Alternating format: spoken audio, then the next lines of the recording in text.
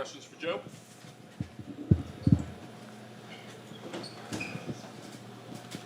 Jrue was in rough shape today, pretty sick, late decision. How did you manage him throughout the night, and just what did you think of the way that he was able to step up at the very end and make the big plays? We had him at 38 minutes, which is probably less, but I didn't really manage him that much. I kind of trust him. He's always ready to play. I knew he was going to play just because I have faith and trust in him, and I thought he just played a really good game. That's a trademark steal that he always gets with the inside hand. He gets that a lot usually when the guy's coming down the sideline, but he got it in transition. So I've been looking forward to a couple of those. He hasn't gotten as many as I would like him to have gotten this year. But he made a big-time play.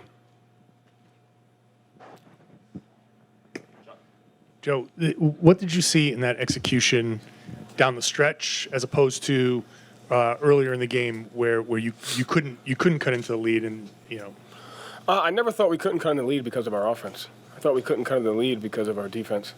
And so I liked our execution throughout the game. Our shot quality at halftime was like 1.22. Their shot quality was like 1.12, but we just couldn't get a stop in the way that we needed to. We couldn't. It took us a little while to figure out what they were, took us a little while to figure out how we were going to match up with them in order to slow them down and put us in the best position. Without Halliburton, they went to some of the different stuff and they had a lot of speed. So I never felt like it was our offense. I felt like it was our defense, and I thought we took it to another level in the second half. And so down the stretch, did you see it as more defensive fueled? Or? Down the stretch, I thought we executed defensively and offensively. We made the right play at the rim, extra pass, good screening. I thought there was a high-level execution on both ends of the floor, especially in the fourth quarter. But the thing I liked the most was just, we talk about all the time, like it takes what it takes, and every game's going to be different. And I felt like in the first half it kind of caught us by surprise that we were down by that much. When I was like, I kind of told them, like, fellas, it's going to happen. Like, it might not be the last time we're down by double digits. So I liked the way we handled that, and it was just a test of mindset and toughness, and I thought the guys came through big time. Joe, just to follow that up, what did you see down the stretch particularly about your execution and about that mindset that pleased you the most? Once we embraced the fact that we were down double digits on the road in a Game 3 against Indiana, I thought it was pretty fun. And so I loved just the approach that we took. I loved the mindset that we had. I thought we executed well on both ends of the floor. We made the plays that were necessary to win. And that's how games are going to go. So you have to be able to win in different ways. You have to be able to get through certain stuff. And I thought our guys did a great job getting through it. Joe, the behind-the-back pass for the game winner to Al or the go-ahead is going to get all the attention. But throughout the game, that pick and pop, it seems like Jason's so comfortable holding and finding him.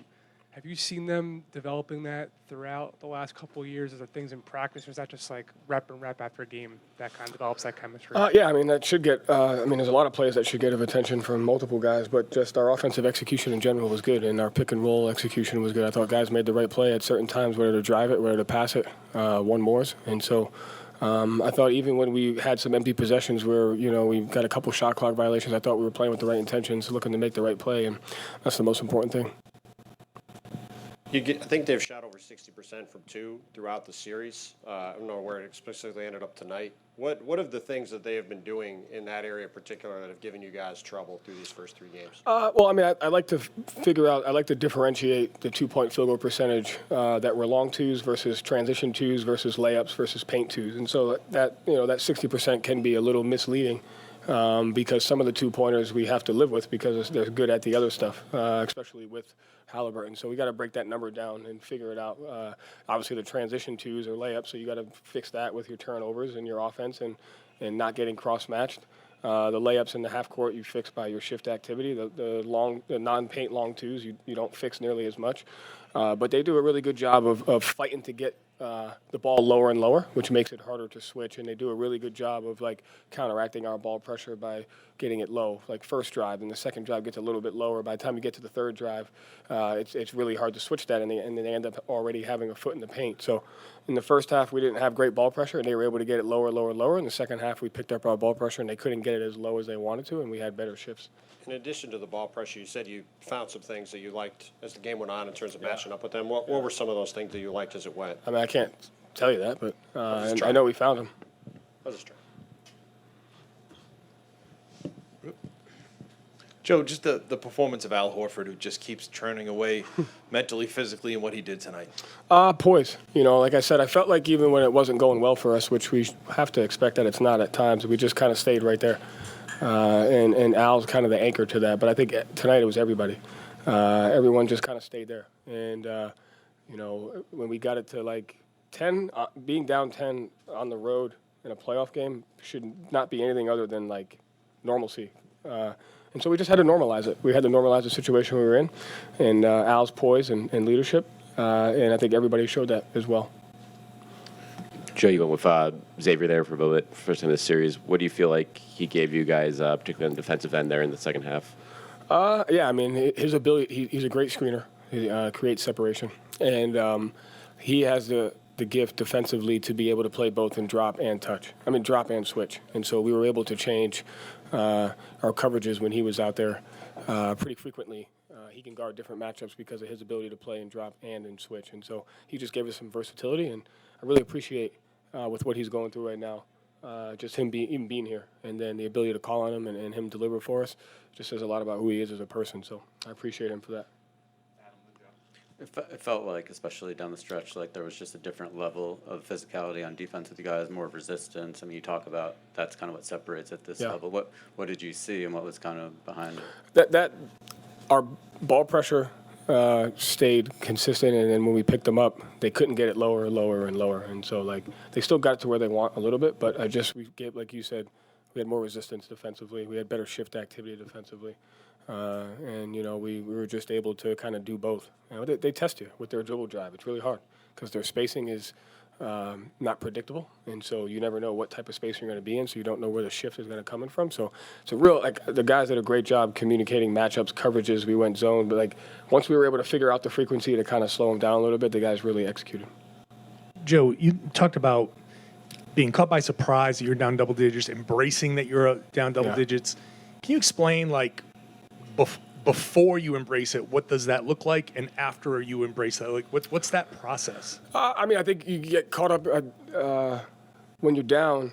You're just kind of like, shit, we're down, or we're down, or nothing's going our way, or such and such. Like, it wasn't as bad as it felt for me personally. Like, as I'm processing the game, I was like, this feels a lot worse than it actually is. We just got to tweak a couple things, and once we get it, we'll chip away at it. And so once you get out of the mindset of focusing on what's happened, and you get in the mindset of focusing on what needs to happen, then you can just kind of make the shift. And I thought the guys did a really good job of that. But, like, at one point, I was like, look at the scoreboard. I was like, fellas, like, look at the scoreboard. Like, Dallas was down 18 last night. Like, this has to be normal. We have to know that we're going to be losing in the playoffs at some point, that we have to play through it. And the only way you play through it is by being in it. And so I thought the guys did a great job staying present in it.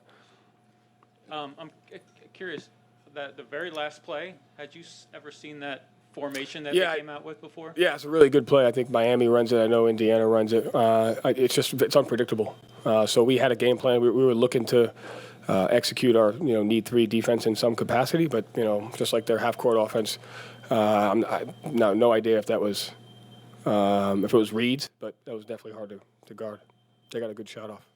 Some of it is luck too. Like, we'd all sit here and say, like, that shot goes in, we're having a completely different conversation. So not necessarily luck, but, like, you need stuff to go your way sometimes. So. You're talking about feeling calm throughout that whole process during the game. You took more than twice as many threes as they did. And you had a few sections where you missed a ton of open threes. You guys kept firing. Al, JT have both been shooting poorly a lot, and they kept firing, and they eventually came out on top.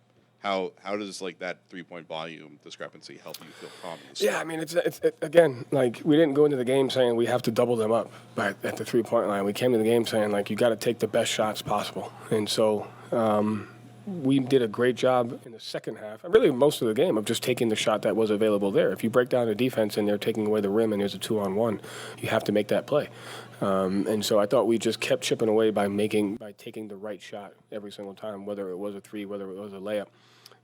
And when you do that over the course of possession, I think it gives you a chance to get back into a game, and I thought the guys did that. Thank you, Joe. Thanks.